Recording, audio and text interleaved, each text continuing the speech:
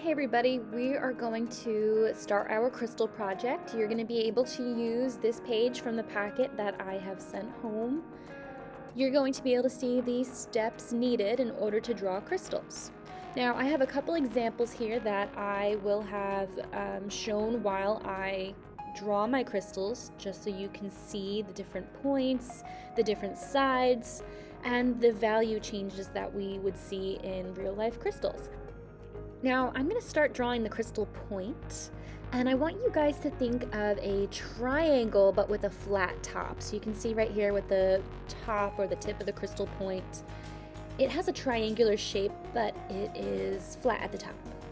Always using a ruler when I make my crystals, I'm first going to start with that triangular shape, like if I was going to start drawing a triangle.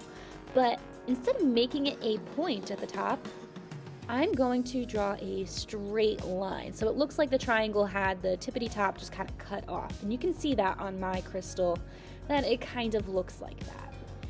From that, you're going to see the two corners at the top. I want to draw lines straight down from those corners. And I am going to then draw those lines that I just made and bring it up to the edge of the first line that I made. So what it kind of looks like is two skinny triangles. And from there, I'm going to take these corners and I'm going to draw them kind of in the direction of each other. And I'm going to fix this one real quick. There we go. Again, I'm going to draw that little flat line so it's like a triangle with the tip cut off of it. Drawing straight lines going down the side. I am then going to take these little corners and draw them down. So really, we're kind of drawing lines from corners to corners. So when you're doing this, just keep in mind corners we use a whole lot.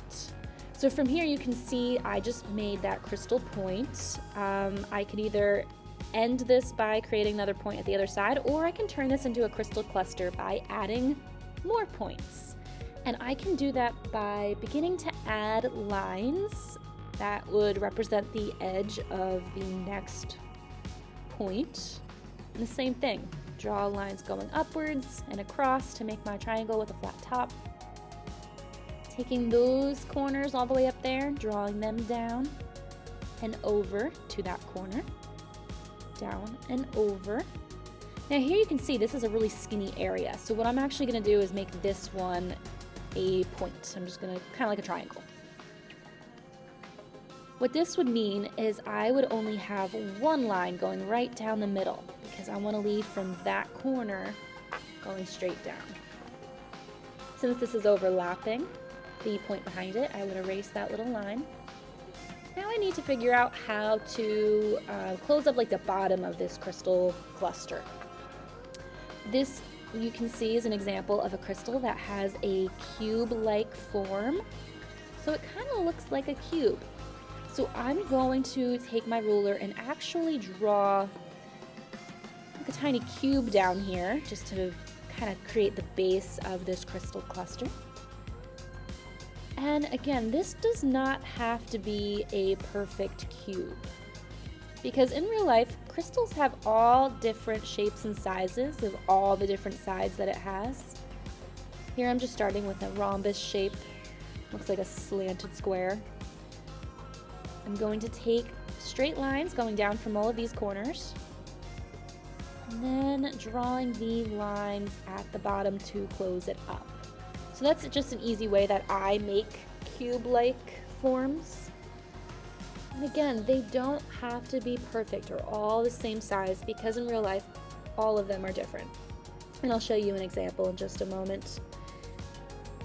So this example here, you can see all the different cubes, all the different sizes, and they look really neat when they're all together. So I'm just going to add a couple of more cube-like forms. Some of them are going to be a little bit slanty, a little bit more straight for some of them. But this is going to help create the look of a rock-like base for my crystal cluster. Again, I'm always using a ruler.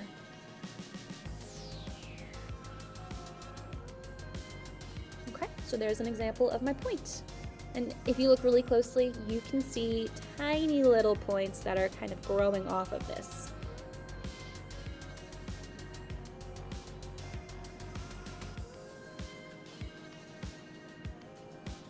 Okay, now what I'm going to do is just draw a very tiny little point coming off of the main point. So a lot of times crystals have really tiny ones that grow off of them. So you can do as many of these as you would like.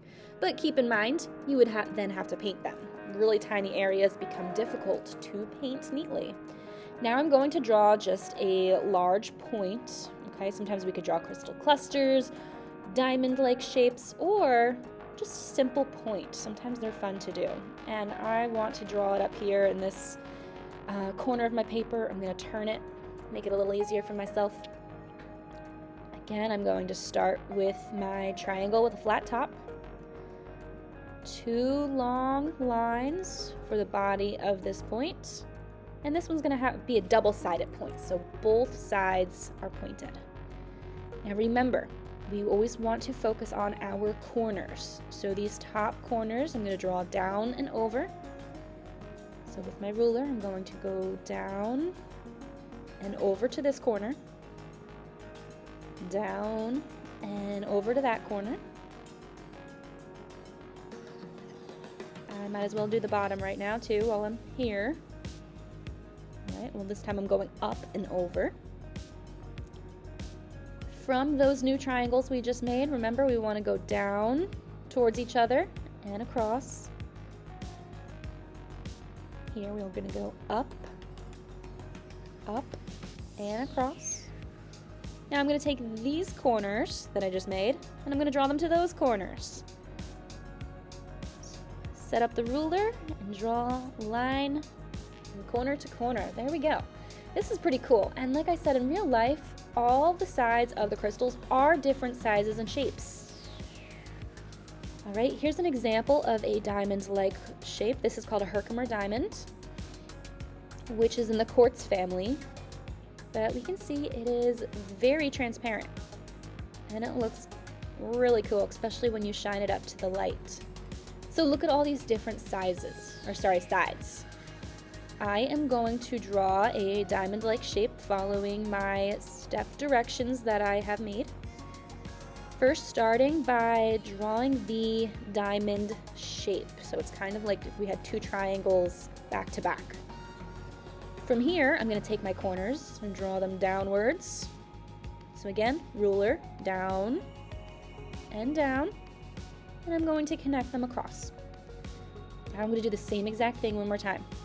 So I'm going to take my corner and draw it down. Other corner. Draw it down. And then draw it across. Now I'm going to look for my corners, again, that I just made. These corners I'm going to draw up to the bottom corner. And those other corners at the top to the top corner.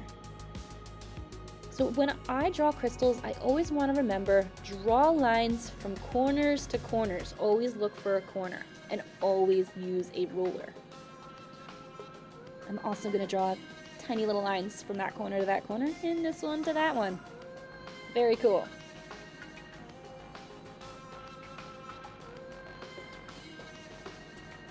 The next one I'm going to draw is a larger cluster. And I'm going to make just a simple point, so this one's just more triangular. That point will only have 2 sides, whereas this point, which is the one that I showed you in the beginning, allows me to have 3 different sides in my crystal. And I'm just going to take my time adding a whole bunch of crystal points and connecting them together. This is going to look really cool when it's all done. Now, I'm going to show you again how I made my little cube. I start with a line. I'm going to draw lines from the first line I made and kind of bring them backwards towards my crystal cluster. So from the bottom and the top of that little line. And then I'm going to draw a side and a side. Kind of looks like an open book. And then here, I'm just going to kind of draw a triangular shape going backwards. And I'm just gonna fill up a few little areas that just look like triangular shapes. Because some crystal clusters just have so many different sides and so many different areas that they start to look like little triangles.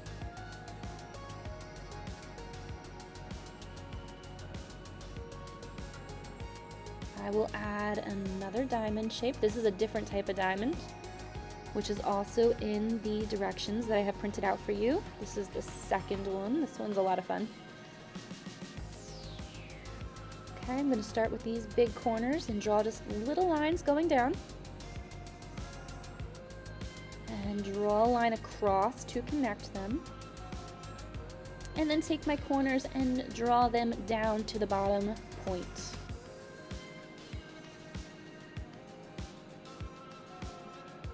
These ones are always fun to do.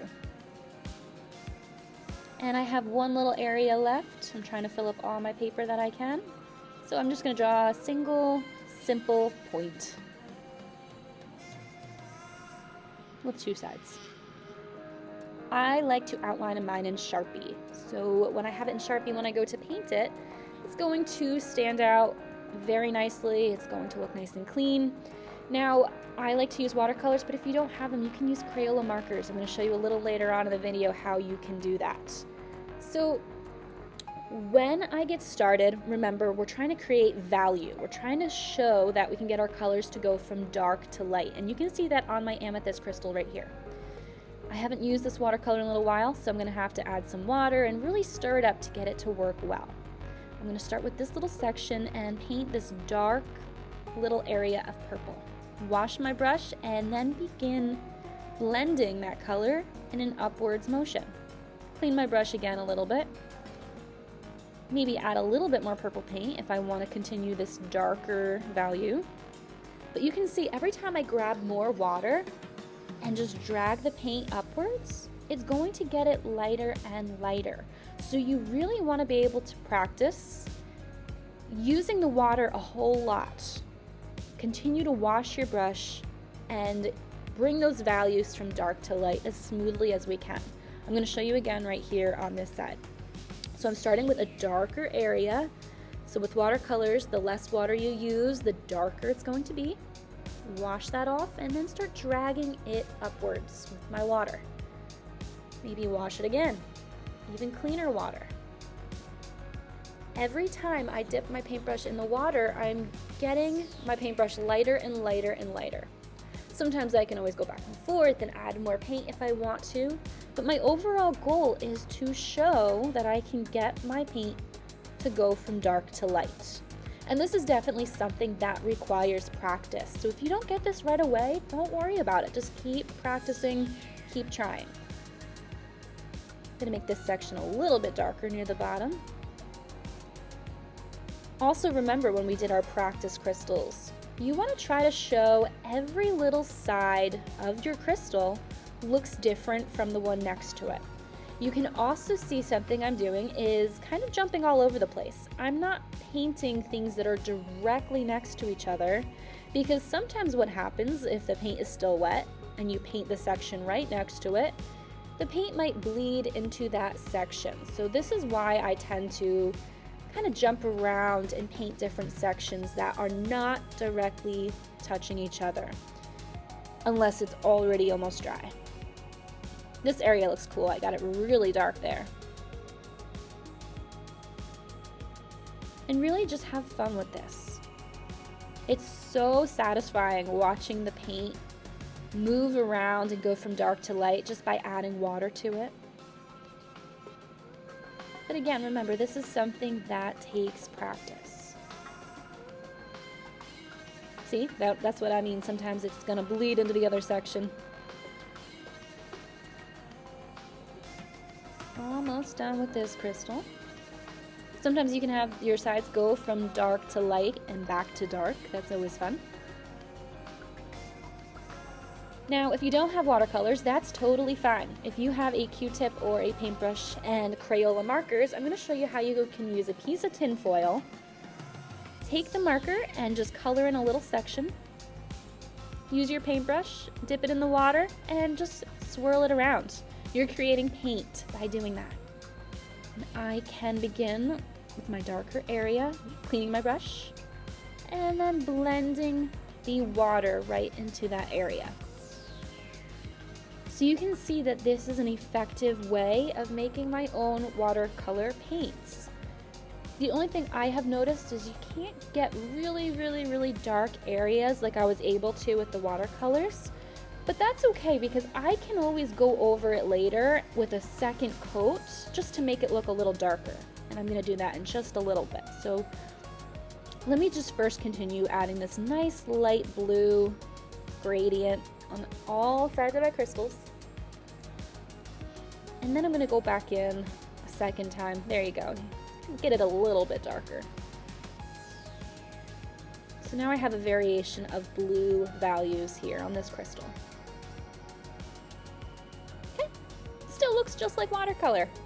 I'm going to go back here so I can start mixing with colors. Remember, if you use analogous colors, that means they are colors that are opposite. Sorry, not opposite. That's not what we want to do.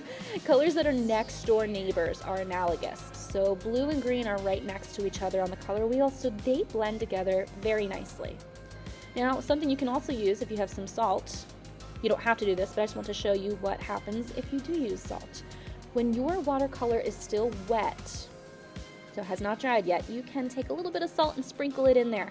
When it is all dry, it's going to leave a really cool looking texture. Again, not something you have to do, but if you do have it, it's always fun. So here I'm just having some fun blending my blue and my green together, still creating value, taking my time to stay inside the lines. Here I'm going to try a ruby red.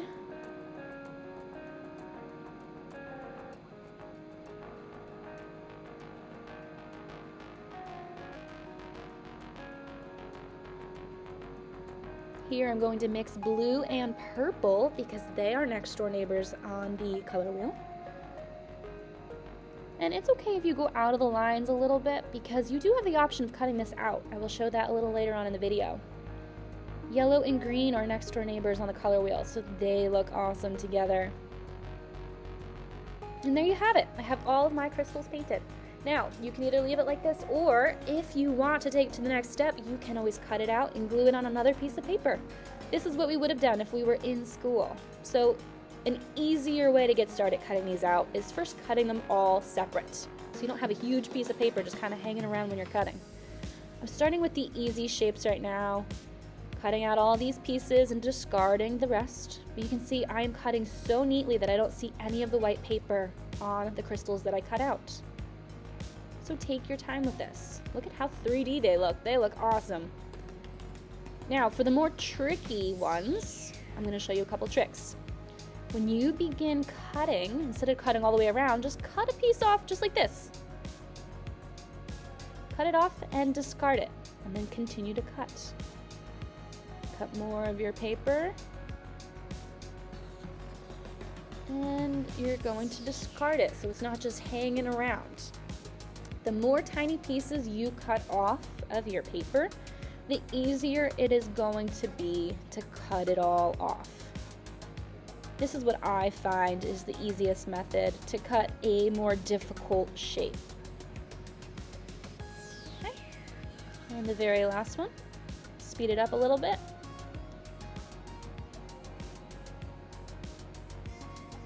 Cutting off piece by piece. There we go. Very cool. So I have a black piece of paper. I can rearrange my crystals as many times as I want before I glue them down. Now, don't ever glue them right onto the black paper. Move them to a side and use another piece of paper. So if any glue comes off or goes outside the crystal, it's not going to ruin your black paper or whatever color paper you choose to glue it to. This is what you can do to make sure it looks nice and neat. And there you go. Have fun with this, guys. I can't wait to see them.